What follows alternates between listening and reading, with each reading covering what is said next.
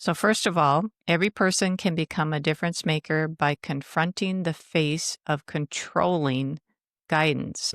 What if it's old mom or something? She's the one Satan is using, right? Here's how you confront. You confront and you train with love. Confront the controlling guidance. See, guidance is okay as long as it doesn't say you need to do, you should do, you better do. Oh, you confront the spirit of controlling guidance. How? You set the advice and guidance boundaries with people, okay? When you start saying you need to do, you should do, you always make this mistake, all the guilt treatment, manipulative things, that's coming from the enemy. So you have to stop them. I appreciate and respect your input and your love and your help and your support. But the choices I make, they need to be my choices and decisions. Why? Because it's a sacred responsibility that I have with God alone.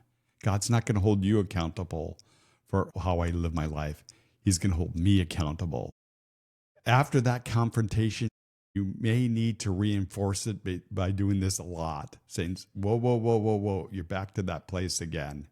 Remember, I'm accountable to God. I love your guidance. I love your support.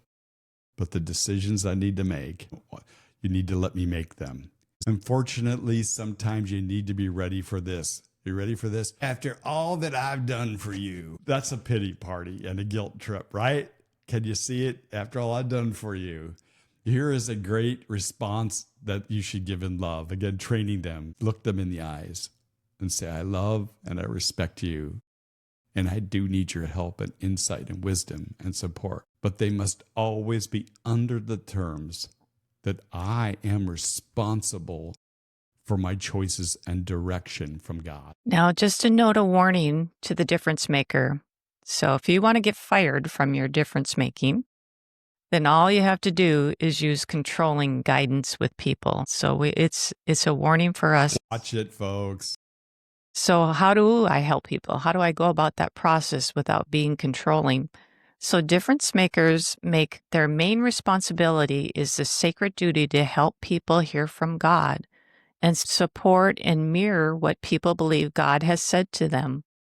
And yes, support and love them, even when they get it wrong. But that sounds like enablement, right? No, people need to stumble in faulty hearing from God and bad choices at the beginning. It's a process of learning.